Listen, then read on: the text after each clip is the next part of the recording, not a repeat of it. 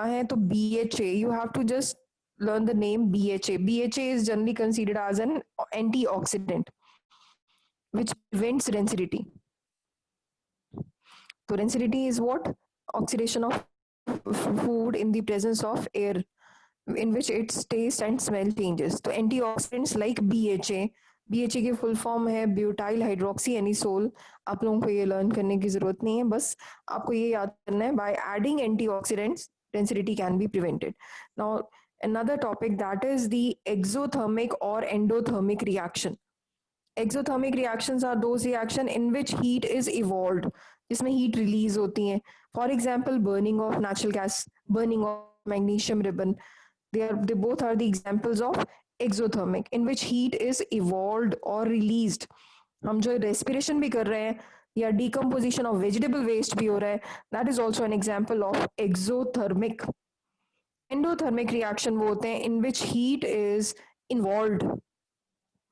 इसमें इवॉल्व हुई है, बाहर निकली है, इसमें इन्वॉल्व है, यूज हुई है by the absorption of heat या energy.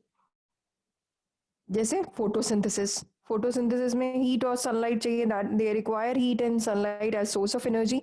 Those reaction are known as endothermic reactions. I hope ये चैप्टर सभी को क्लियर हो चुका है.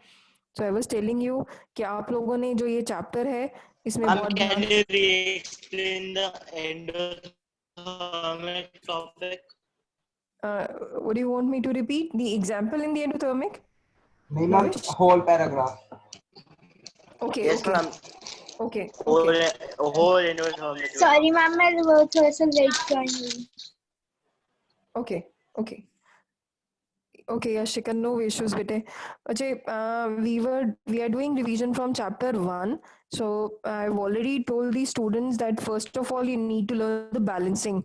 Yashika, I was just telling them how to balance a reaction which is in friction. So I gave an example of C2H6 plus O2 giving CO2 plus H2. तो सबसे पहले तो हम हाइड्रोजन बैलेंस करते हैं, but in this case we look for the carbon, because in both the cases carbon is here, it is 1, here it is 2, hydrogen here it is 6, here it is 2. तो हम तीनों elements लिख लेंगे CH and O. I'm quickly revising because we have already done this. Reactant और product side में आपने क्या लिखा? Carbon is 2, carbon is 1, hydrogen आप देख सकते हो यहाँ 6 है, यहाँ 2 है, 6 and 2, oxygen is 2 here, oxygen is 1. तो आप लोगों ने carbon oxygen is 3 here, sorry, oxygen is 3 here, 2 plus 1 3. तो I hope it is clear. तो सबसे पहले हमने एलिमेंट्स का नंबर लिखा. तो I am trying to balance this equation. तो I am just adding 3 in order to balance hydrogen. So I am putting 3 in front of water. Now it is balanced. And carbon, here it is 2, so I am putting 2 here in order to balance the carbon on this side. So I hope यहाँ तक सभी को समझ आ चुका है. Now I am coming to oxygen. तो oxygen यहाँ पे बिल्कुल डिफरेंट है, बिकॉज ऑक्सीजन यहाँ पे 2 into 2 4 है, 3 4 plus 3 होगा 7. यहाँ पे we have only 2 oxygen, so I am putting 7/2 in front of it, because 7/2 into 2 is what? 7. But we cannot write this equation in a fraction form. So what I am doing is I am multiplying the whole equation with 2. So I am trying to multiply the whole equation with 2 in order to remove this friction 2. So आपके पास ultimate जो equation रहेगी, be very careful in listening, क्योंकि इसमें कई बच्चों को confusion हो जाती है. C2H6 I am multiplying it with 2. इसमें 7/2 था तो 7 रह गया, 7O2 giving 4 CO2 plus 6 H2. Now this reaction is completely balanced. So आप लोगों ने इसमें ये बैलेंसिंग के बारे में पढ़ा. टाइप्स ऑफ केमिकल रिएक्शन हमने पढ़ी. सबसे पहली थी कॉम्बिनेशन, फिर डिकम्पोजिशन. डिकम्पोजिशन में there are 3 types: thermal if it is in the presence of heat, electrolytic if it is in the presence of electricity, photolytic when it is in the presence of sunlight. Thermal में आपको examples बहुत अच्छे से पढ़नी है, जिसमें आपको example दिए फेरस सल्फेट और लेड नाइट्रेट का. इसमें कलर चेंज पढ़ना है। फेरस सल्फेट में सल्फर डाइऑक्साइड और सल्फर ट्राइऑक्साइड आती हैं जो प्रोड्यूस करती हैं foul smell. I am telling you, you have to learn this equation. Decomposition की एक एक इक्वेशन आपको पढ़नी है। थर्मल बाय हीट, इलेक्ट्रोलिसिस जिसमें वाटर को तोड़ते हैं हाइड्रोजन और ऑक्सीजन में in the presence of electricity. Photolytic में जो आपके फोटोग्राफिक कैमरा में ब्लैक एंड व्हाइट फोटोग्राफी है, that uses this reaction photolytic. Photochemical decomposition photolysis बोलते हैं।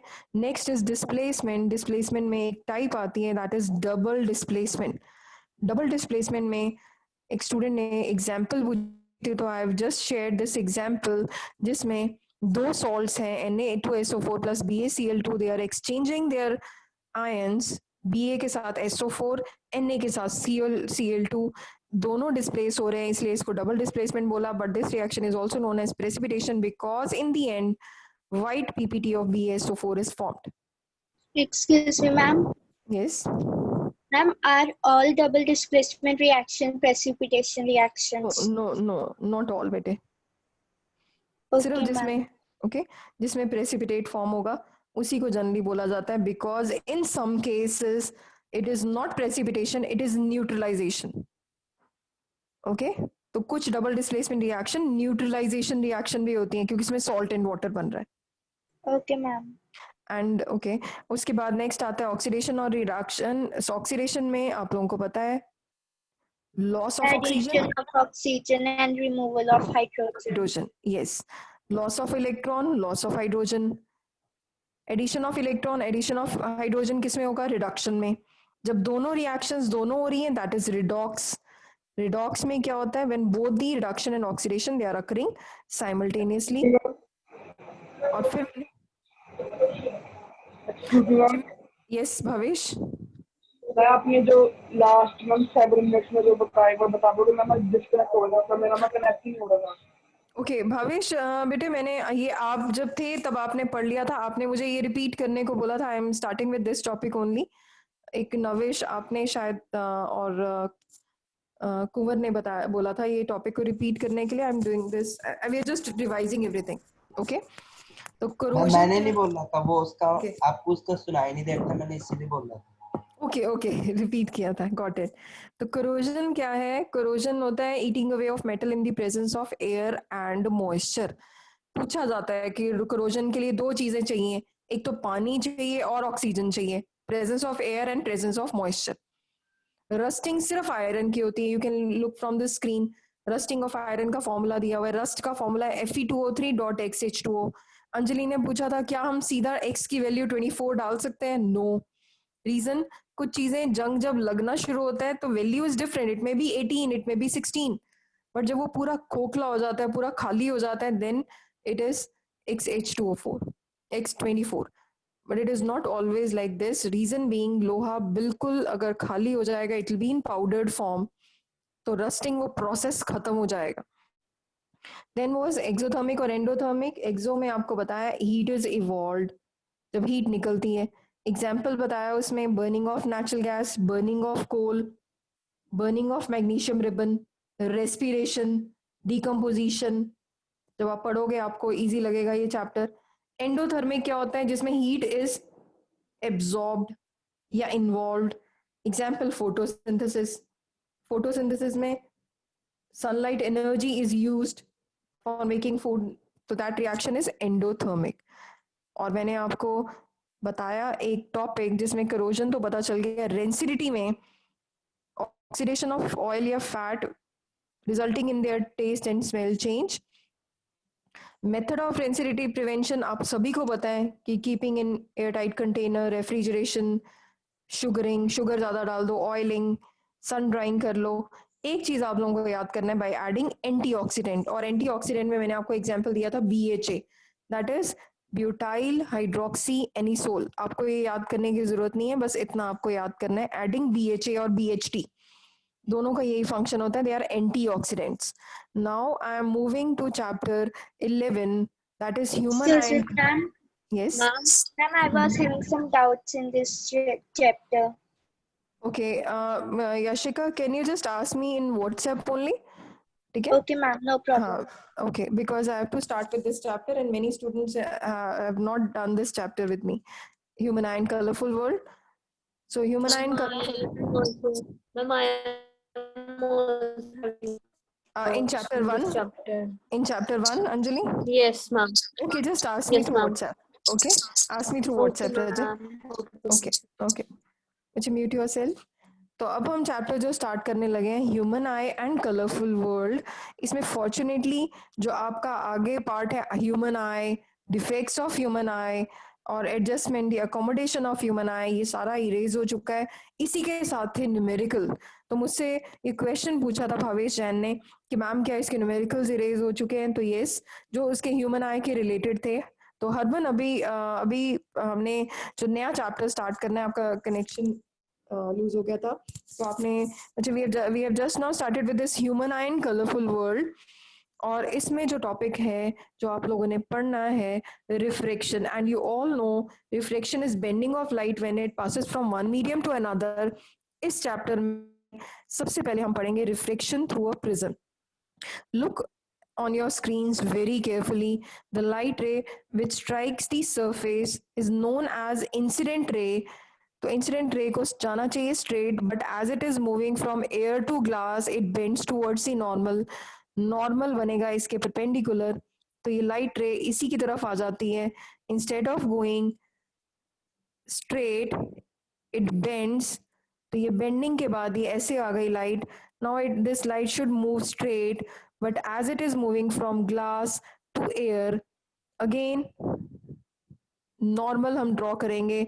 नॉर्मल का मतलब होता है परपेंडिकुलर. ये परपेंडिकुलर ड्रॉन है इसके ऊपर. तो इसमें instead of moving straight it is bending and this ray is known as emergent ray. This is emergent, this is incident, this is reflected. तो रिफ्लेक्टेड रे जिसने रिफ्लेक्शन शो किया, incident ray which strikes the surface, emergent ray which emerges out of the prism. अब prism को जब आप हटाओगे और इन lines को जब आप प्रोड्यूस करोगे, then you will see by extending these lines. ये लाइन को आपने एक्सटेंड किया, इस लाइन को एक्सटेंड किया, then they are meeting at a point and जो लाइट रे डिविएट की है, जानी ऐसी चाहिए थी बट ये इस एंगल पे जा रही है. This is what is deviation, capital D. Now this question is asked, what is angle of deviation? Angle of deviation is the angle between incident ray and emergent ray. बड़े ध्यान से सुनना दिशा. The angle at which emergent ray, the angle which emergent ray makes with the incident ray when it is extended forward. तो सबको clear हो चुका होगा. This is what is angle of deviation. Now the question is, what is angle of prism? Angle of prism, दो जहां पे ये interfaces meet करते हैं, that is known as angle of prism. Now what is angle of incidence? The angle between incident ray and normal. इन दोनों के बीच में जो angle है, that is angle of incidence. The angle between the normal अगर हम इसके ऊपर perpendicular draw करें, and the emergent ray is known as angle of emergent. जिसको नहीं समझ आया वो बड़े ध्यान से सुनो. Angle I is angle between incident ray and this normal.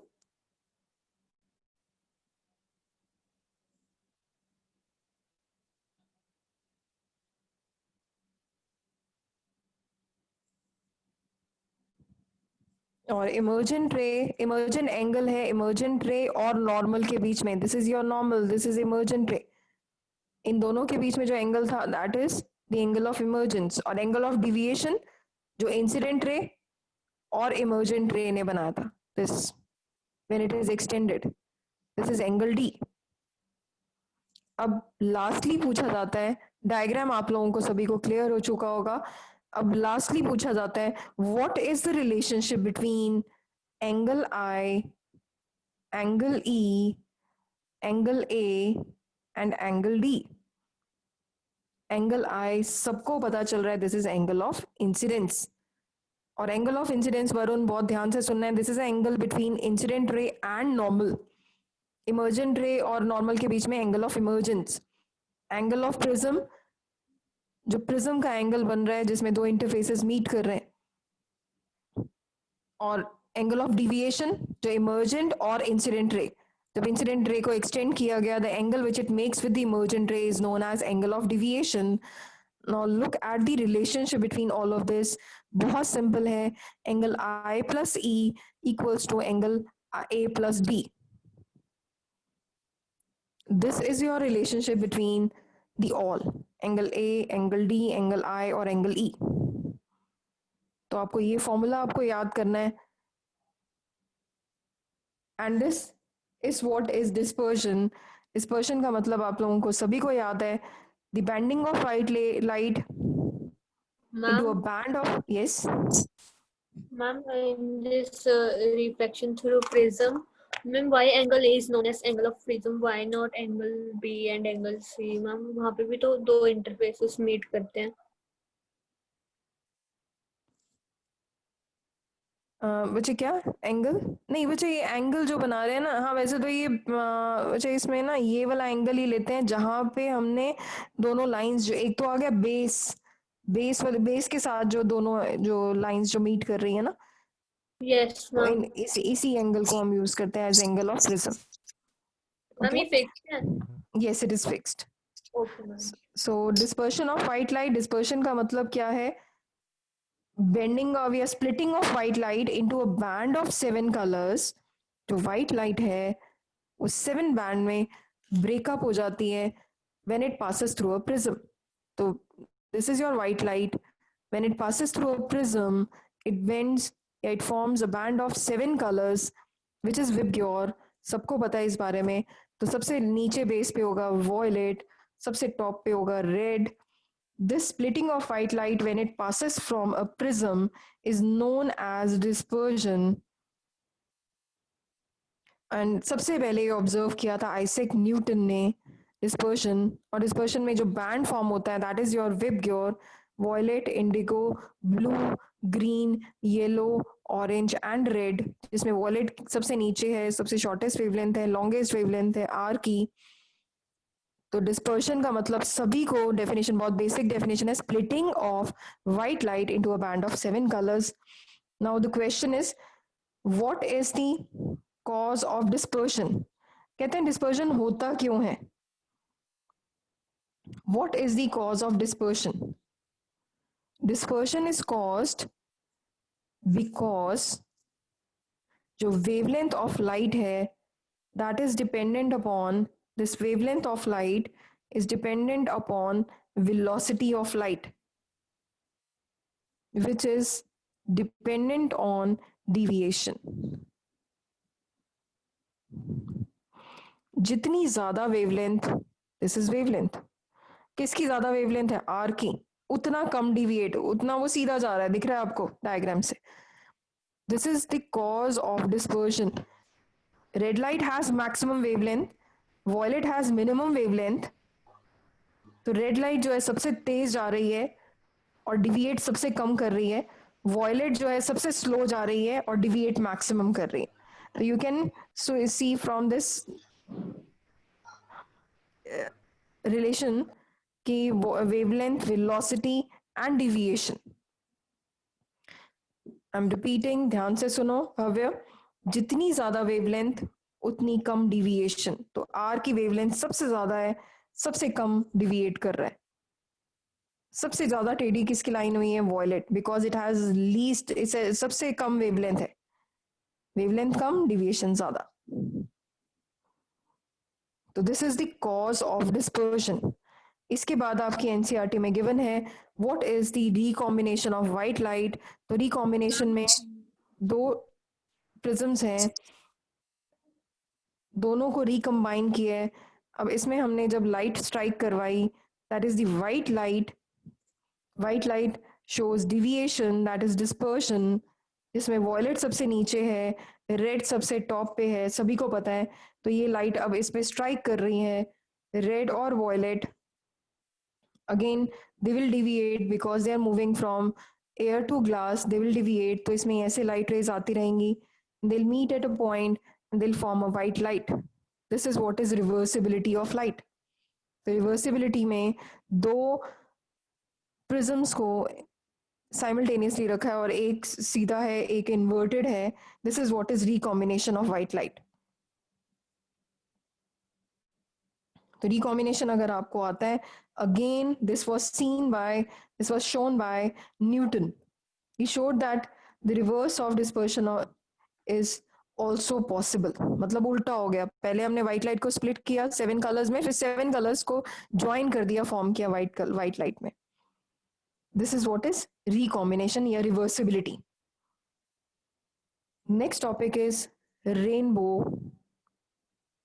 Rainbow में क्वेश्चन बहुत इंपॉर्टेंट आता है. रेनबो बहुत सारे बच्चे पढ़ चुके हैं. रेनबो तब फॉर्म होगा जब सन बिल्कुल अपोजिट होता है रेन ड्रॉपलेट्स के.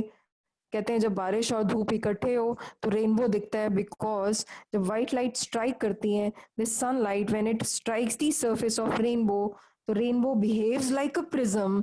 प्रिज्म बनते ही वो बेंडिंग करेगा.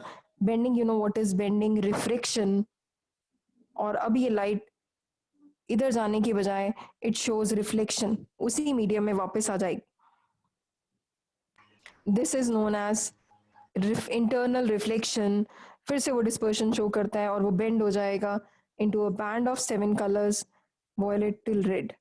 तो रेनबो में ध्यान देना 3 चीजें हो रही हैं, बिकॉज रेनबो में जो रेन ड्रॉपलेट है जो स्काई में रह जाते हैं, they behave like a prism.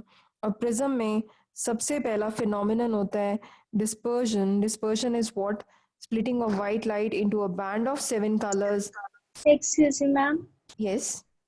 Ma'am मैं डिस्कनेक्ट हो गई थी, अभी आपने क्या करवाया? बेटे हमने just wait. अच्छा, ये रिफ्रैक्शन वाला कर लिया था आपने, रिफ्रैक्शन टॉपिक. दिस इसमें angle of incidence, angle of emergence, angle of prism and angle of deviation. Introduction की थी कि वो क्या क्या होते हैं, यानी कि angle ice plus angle Okay. Okay, then listen to me carefully fast because we have 3 topics left. So बच्चे इसमें पूछा गया था what is the relationship between angle I, angle E, angle A और angle D. तो चारों में relation क्या है, ये रिलेशनशिप आपको याद करना है. Angle I plus angle E equals to angle A plus angle D. तो इसमें अगर 3 की वैल्यूज गिवन है तो फोर्थ वैल्यू आप अपने आप फाइंड कर सकते हो. So I have just shared this formula as this is very important. I plus E equals to A plus D. Now we are doing this part, that is dispersion. Dispersion is splitting of white light into a band of 7 colors after passing through a prism. तो glass prism से जो white light pass हुई, it forms a band of 7 colours. और जो spectrum obtain हुआ that is VIBGYOR. The band of 7 colors obtained on screen is known as Vibgyor. This was first shown by Isaac Newton. अब उसने बताया there is a relationship, more is the wavelength. याद होगा भव्य, हमने पढ़ा बेटे, wavelength is dependent on velocity, it is dependent on deviation. तो R की जो रेड लाइट है सबसे ज्यादा वेलोसिटी है, सबसे ज्यादा वेवलेंथ है, सबको पता है. रेड हैज मैक्सिमम वेवलेंथ, इसीलिए वो डिविएट कम करता है, वो ऑलमोस्ट सीधा ही चला गया. लेकिन वॉयलेट जिसकी वेलोसिटी भी कम है, जिसकी वेवलेंथ भी कम है, वो सबसे स्लो जा रहा है. और स्लो जा रहा है तो डिविएट ज्यादा कर रहा है because of this equation. Excuse me, ma'am. Ma'am, what is deviation? Deviation का मतलब है कि instead of moving straight, it is deviating from its path. It should go straight, but it is moving away from its path. It is showing some deflection. This is what is deviation. Excuse me, ma'am. Yes. Ma'am, how a white color, कैसे एक white color इतने colors में कैसे बन गया ma'am? बच्चे white color is considered as combination of all 7 colors. कहते हैं कि जो white है it has all colors, black has no color. Black में कोई कलर नहीं होता, व्हाइट में सारे कलर्स होते हैं. अगेन जो हमने स्पेक्ट्रम बनाया. Yes ma'am, how we measure deviation? Deviation बच्चे इसमें एंगल आता है. एंगल बच्चे, एंगल ऑफ डिविएशन हमने पढ़ा था ना अभी. डिविएशन कितना डिविएट करेगा. हाँ, this is how I am just giving you. Ma'am उस एंगल की वैल्यू पुट करते हैं वहां पे। यस यस, अगर आपको फॉर्मूला पूछा जाए कि कैसे आप डिविएशन फाइंड करोगे, then you have to apply this formula. Now this is reversibility या रिकॉम्बिनेशन. रिकॉम्बिनेशन में क्या किया, फिर न्यूटन ने ये बताया कि effect of dispersion can be reversed. अगर दो आप प्रिज्म को इन्वर्टेड रखोगे, एक सीधा प्रिज्म दिख रहा है आपको, एक इन्वर्टेड, तो पहले वाले प्रिज्म ने तो डिस्पर्शन शो की. डिस्पर्शन का मतलब अब क्या था, स्प्लिटिंग ऑफ व्हाइट लाइट. तो व्हाइट लाइट को तोड़ दिया, बैंड ऑफ 7 कलर्स. लेकिन जैसे ही आपने इसके पाथ में दूसरा आपने प्रिज्म रख दिया, वो इन्वर्टेड, तो ये सारी व्हाइट लाइट्स कंबाइन हो गई and they are forming a white light. तो उसने बताया the reverse of dispersion is also possible and this part is known as recombination. क्योंकि यहाँ पे क्या हुआ है, dispersion, you can see here dispersion is there. Dispersion का मतलब बताया मैंने आप लोगों को, splitting of white light into a band of 7 colours. लेकिन यहाँ ये जुड़ गई, तो इसीलिए इसको बोलते हैं रिकॉम्बिनेशन. तो dispersion and recombination is there because of reversibility. उल्टी हो गई लाइट रेस. और अभी हमने टॉपिक पढ़ा, इसी को देखते हुए हमने टॉपिक पढ़ा रेनबो. रेनबो हमेशा तब फॉर्म होता है, कंडीशन सुन लो, when rain droplet is opposite to the sunlight. बारिश और सूरज जब इकट्ठे होंगे तो जो रेन ड्रॉपलेट है it will behave like a prism. Prism की तरह बिहेव करने का मतलब है कि it will show dispersion. Dispersion का मतलब करण मैंने आपको बताया, करण है नहीं क्लास में, ओके. करण मैंने आपको बताया, डिस्पर्शन में splitting of white light into a band of 7 colours. तो ये 7 कलर्स में स्प्लिट अप हुआ. Okay Karan, you are there. तो band of 7 colours, this is what is dispersion. और फिर उसके बाद ये व्हाइट लाइट जानी चाहिए थी स्ट्रेट, रेन ड्रॉप को क्रॉस करनी चाहिए थी, but instead of crossing it is moving back into the same medium. This is known as reflection. Reflection वही होता है बाउंसिंग बैक. जब लाइट रे उसी मीडियम में वापस आ जाए, बाउंस बैक हो जाए, जैसे आप बॉल को फेंकते हो बाउंस बैक होती है, तो सेम इसमें लाइट रे बाउंस बैक हुई, इसको बोला गया रिफ्लेक्शन. और बाउंस बैक होने के बाद फिर से वो टेढ़ी हो गई, क्योंकि कौन सा प्रोसेस हुआ, रिफ्रैक्शन. तो रेन ड्रॉप के केस में 3 चीजें हो रही हैं. It is a natural phenomenon appearing in the sky after a rain shower. Rain pouring हुई तो उसके बाद ये प्रोसेस होगा. पहला प्रोसेस जिसमें मतलब आया, सभी को समझ आ चुका है, dispersion, splitting of white light into a band of 7 colours. और जब स्प्लिट हुई लाइट तो सीधी जाने की बजाय रिफ्लेक्शन हो गई, और पानी के अंदर हो रही है, रेन ड्रॉपलेट के अंदर हो रही है, इसीलिए इसका नाम दे दिया इंटरनल रिफ्लेक्शन. फिर से वो सीधी जाने की बजाय it shows refraction because it is moving from rain droplet to air. This is how rainbow is formed. तो रेनबो फॉर्मेशन तक आपको जो फिनोमिनन था डिस्पर्शन का, प्रिज्म का, आई गेस सबको समझ आ चुका है. Now I am moving to a very important topic. बहुत ध्यान से सिर्फ सुनने वाला काम करोगे आप लोग, बिकॉज जिसको ये क्लियर हो गया उसको ये चैप्टर समझ आ जाएगा, एटमॉस्फेरिक रिफ्रैक्शन.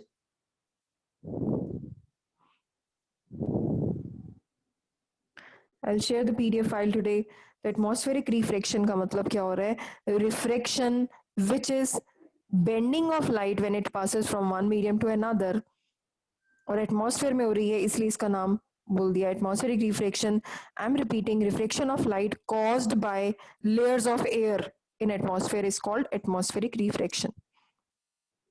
एटमॉस्फेरिक रिफ्रैक्शन की वजह से हमें स्टार्स जो हैं they appear to twinkle. Twinkling of stars. Stars do not twinkle at all. वो जल बुझ नहीं करते हैं. They do not show this on and off process. क्यों हो रहा है twinkling of stars? Simple line में, एटमॉस्फेरिक रिफ्रैक्शन. क्योंकि जो ये लाइट है स्टार से एंटर करती है अर्थ एटमॉस्फेयर में, और अर्थ एटमॉस्फेयर में it has to pass different layers of air of different densities, तो it is continuously showing refraction. और जैसे ही हमारी आईज तक पहुंचती हैं तो it shows, it appears to twinkle, क्योंकि because of difference in densities of air different layers of air. तो it shows refraction, continuous refraction, bend होती जा रही है बार बार because of difference in densities of layer of air, they appear to twinkle. The twinkling of star is because of atmospheric refraction. सबसे पहला phenomenon है. दूसरा phenomenon है stars appear to be higher than their actual position. जो stars हैं they appear to be at higher position.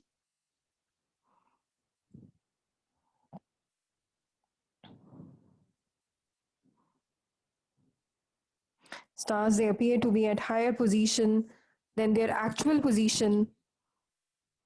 Reason जो star है, suppose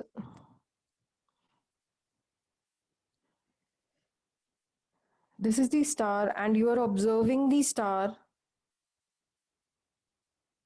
the apparent position will be comparatively higher than its actual position. तो आपको थोड़ा सा ऊपर लगेगा स्टार.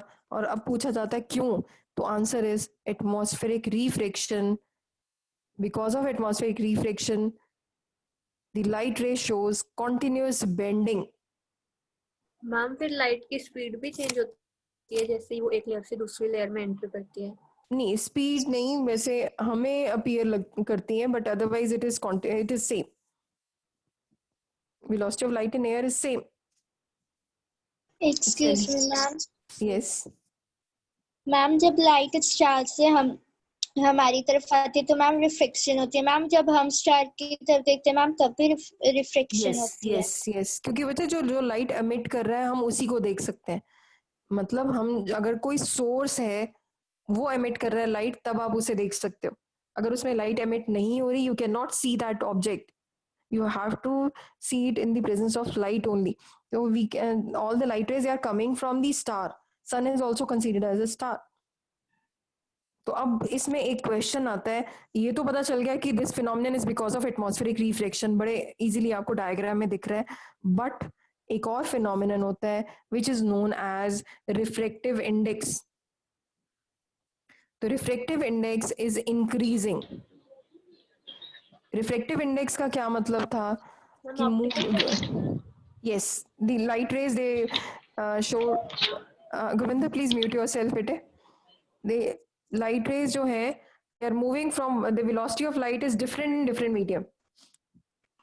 तो as जो yes Ayush, the velocity of light is different in different medium. तो RI जो है refractive index is increasing. हम एटमॉस्फेरिक रिफ्रैक्शन पढ़ रहे हैं. I am telling you this topic is very tough. You have to listen to me carefully. जो बच्चे नहीं सुन रहे हैं ये टॉपिक आप लोगों को नहीं समझ आएंगे. एटमॉस्फेरिक रिफ्रैक्शन की वजह से हो रहा है twinkling of stars. Atmospheric refraction की वजह से stars appear to be at higher position than their actual position. तो एक्चुअल पोजीशन एक तो बता दिया आपको एटमॉस्फेरिक रिफ्रैक्शन, दूसरा आपको बताना है रिफ्रैक्टिव इंडेक्स इज इंक्रीजिंग. और अभी मुझे एक क्वेश्चन पूछा यशिका ने कि जब हमें स्टार्स की तरफ से लाइट आ रही है तब तो हमें अपीयर कर रहा है उसकी different position. But what happens when the light is going from our eyes to the star? Nothing will happen because हमें देखने के लिए लाइट हमारी तरफ आएगी light, because we are not emitting light, source है ये. इसीलिए जो ये अगला क्वेश्चन जो अभी यशिका ने पूछा है, अगला क्वेश्चन का आंसर आपको पता चल जाएगा. Planets do not twinkle. Why they do not twinkle? Because they do not have light of their own. They do not have light. और वो लाइट जो ले रहे हैं सन से ले रहे हैं. जितनी लाइट आ रही है उतनी लाइट जा रही है. बड़ी इंटरेस्टिंग बात है, सुनो जरा आयुष. जितनी लाइट इस पे स्ट्राइक कर रही है उतनी लाइट जा रही है. लाइट तब दिखती है जब जितनी लाइट आ रही है उसका कुछ पार्ट एब्जॉर्ब हो, लेकिन जितनी लाइट आ रही है उतनी रिफ्लेक्ट हो रही है. इसीलिए रिफ्लेक्ट हो रही है, इसीलिए इसका इफेक्ट क्या आ रहा है? जीरो. इसको बोलते हैं nullify. Its effect is zero, nullifying effect. All the light rays which are coming they are reflecting back the same number of light rays, they are reflecting back, which makes their effect as zero, which nullifies its effect. That is why planets do not appear to twinkle. They do not twinkle at all.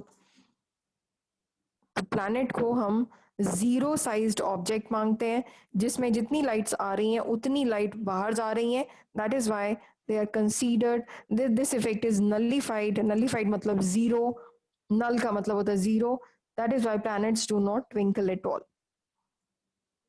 Next आता है advance sunrise और advance delayed sunset. Excuse me ma'am. Yes. Ma'am मुझे समझ नहीं आया कि plant do not twinkle and stars. एक बार समझाओ. प्लांट्स नहीं है, प्लैनेट्स है. Planets do not. हाँ हाँ, कोई बात नहीं बेटे. Planets do not twinkle at all. Planets इसलिए बिकॉज प्लैनेट्स की खुद की लाइट नहीं होती. दे यूज दी लाइट या they reflect the light which is coming from the sun.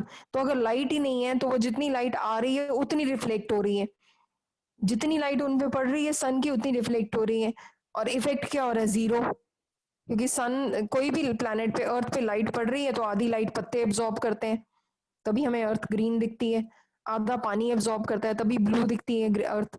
Space से देखोगे तो अर्थ ब्लूइश ग्रीन दिखेगी. क्यों? क्योंकि लाइट रे रिफ्लेक्ट हो रही है, एब्जॉर्ब हो रही है.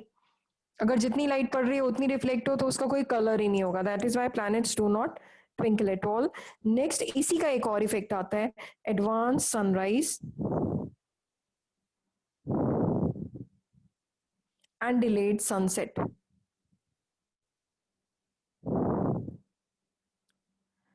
कहते हैं सन के आने से पहले उसकी लाइट रेज आ जाती हैं. Suppose this is earth and this is the observer. Observer is standing here और अब सन अभी आ रहा है. देखो सन है ये. सन ने अभी आना है बट इसकी जो position, this is the light रे. आनी ऐसे चाहिए थी बट एपरेंट पोजीशन हमेशा ऊपर होती है बिकॉज ऑफ एटमॉस्फेरिक रिफ्लेक्शन. तो उससे पहले ही सन की पहले लाइट रेज आ गई. This is the light ray of the sun. Sun अभी यहाँ है, होराइजन पे. और आपने पढ़ा क्यों होता है. अभी आपने जब आपने पढ़ा था apparent position of star. Sun is also a star. Star की पोजीशन अलग हो जाती है, एपरेंट पोजीशन हमेशा ऊपर दिखती है. तो सन आने से पहले उसकी लाइट आ जाती है. तो ऐसे होता है सन रेज पहले आ गई, 2 मिनट्स पहले आ जाती हैं. और यही होता है जब उसने जाना है सन नीचे पहुंच चुका है, खत्म हो चुका है. एक्चुअल पोजीशन ये है होराइजन से. होराइजन वो होता है जहां तक आपकी आईज देख सकती हैं. तो और अपीयर यहाँ पे हो रहा होता है. तो सन अभी जा चुका है, डूब चुका है. सन जो छिप चुका है, लेकिन हमें अपीयर होता है कि अभी भी है. तो ये 2 मिनट लगते हैं एक्चुअल सनसेट से. तो टोटल टाइम कितना हो गया? Lapse 4 minutes. तो सन का एक्चुअल सनराइज एडवांस सनराइज है, सनसेट है डिलेड है. आने से पहले वो 2 मिनट पहले उसकी लाइट रेज आ जाती हैं, छिपने के बाद 2 मिनट तक रहती हैं. तो इसीलिए डिलेड टाइम जो है दैट इज 4 मिनट्स. तो 4 मिनट्स जो है डिलेड टाइम है. इसके बाद लास्ट टॉपिक है that is the scattering of light. Scattering of, yes ma'am sun की रेज को आने में कितना टाइम लगता है अर्थ पे? बच्चे कुछ आवर्स लगते हैं. जो एक्चुअली में depends on the position of the earth. ठीक है, अगर उसकी जो पोजीशन है अर्थ के, बच्चे आपको पता है अर्थ rotates on its own axis.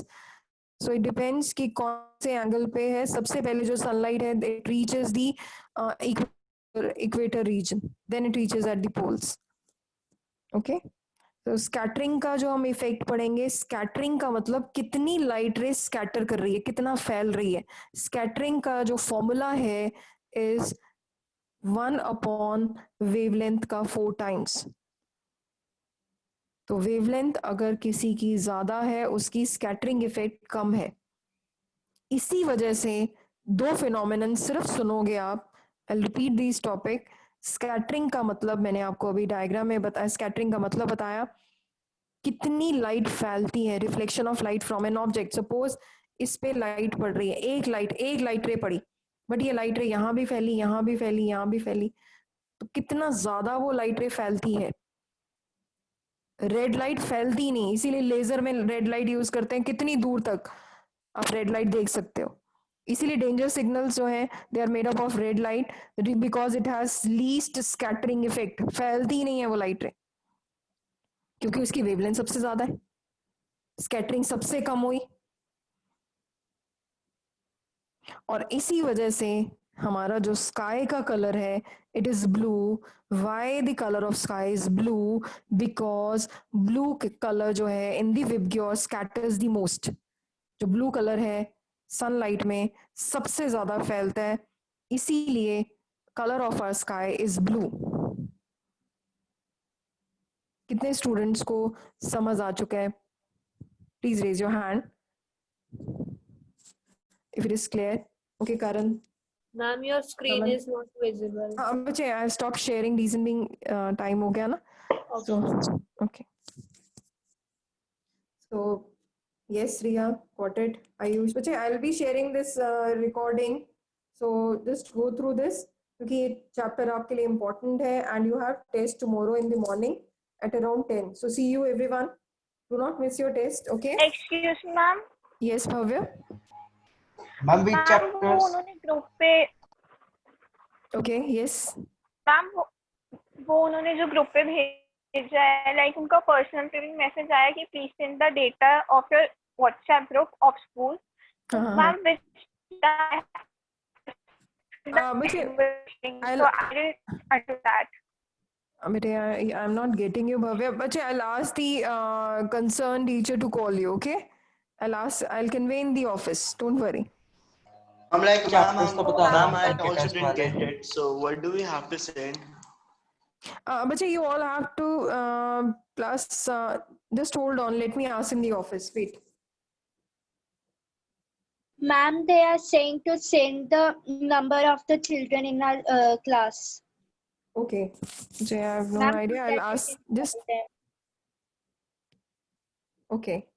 But I'll ask the concerned teacher to call you back. Okay. Okay ma'am. Okay. Excuse me, ma'am, which chapter are coming in tomorrow test? Tomorrow you have test from chapter 1 and chapter 11. Chapter Okay, 1 ma'am. and chapter 11.